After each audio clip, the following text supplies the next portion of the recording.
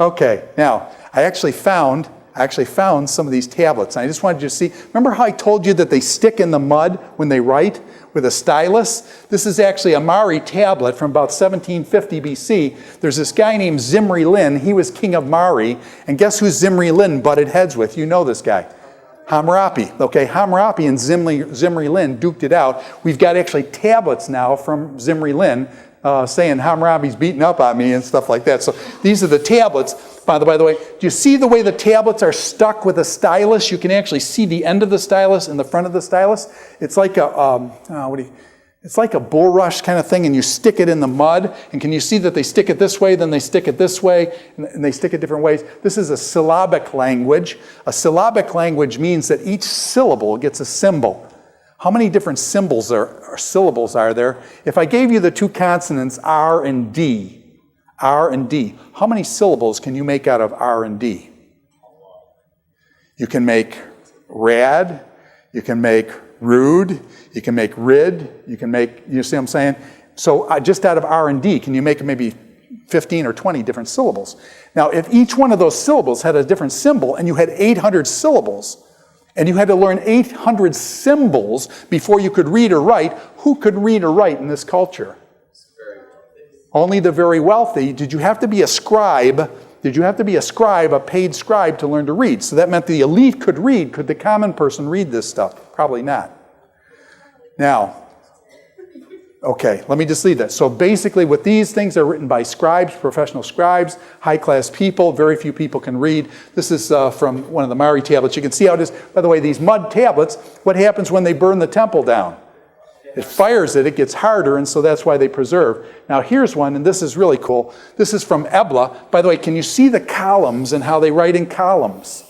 You see that? And this is, and by the way, this doesn't show it, but on the side, sometimes they'll stick in the side, they'll write down this. The tablets are about as wide as your iPad, okay? And they'll stick them in the side, and they'll write down the side of these things as well. It's pretty weird stuff, isn't it? But this is what a tablet, look, this is an amazing tablet. Are a lot of these tablets busted?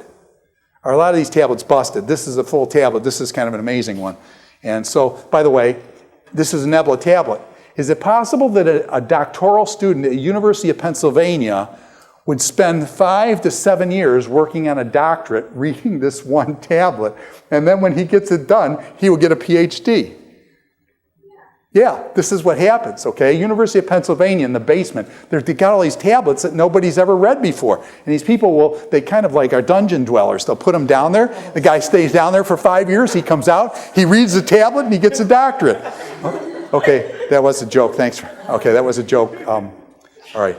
But there's some truth to that.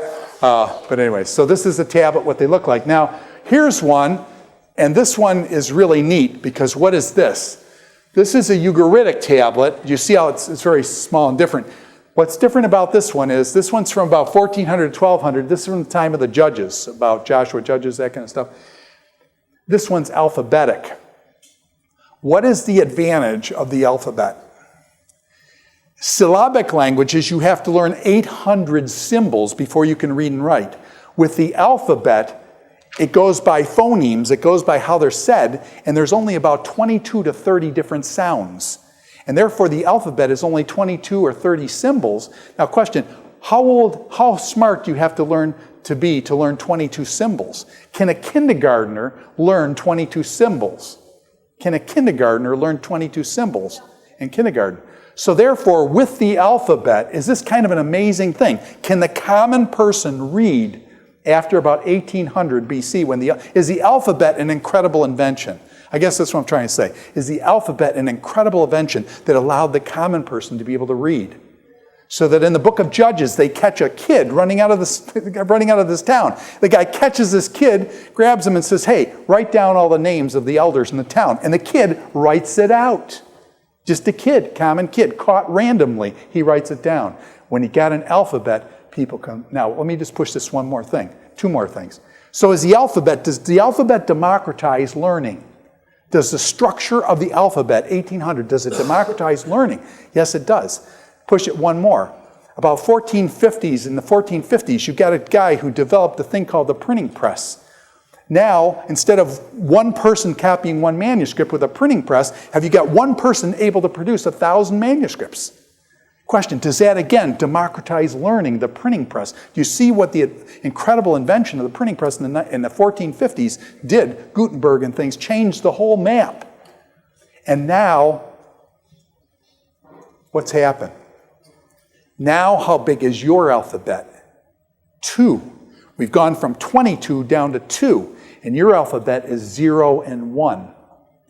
And with 0 and 1, question, can I write your alphabet in ASCII code? Yes, with a 0 and 1. With a 0 and 1, can I put this in a JPEG image and turn that 0 and 1 into a picture? Yes. Can I take that same 0 and 1 alphabet and can I turn it into sound and put it in an MP3 that you can play and you can hear? Can I take that same 1 and 0 and put it into a video and play those things at 30 frames a second? The 1 and 0.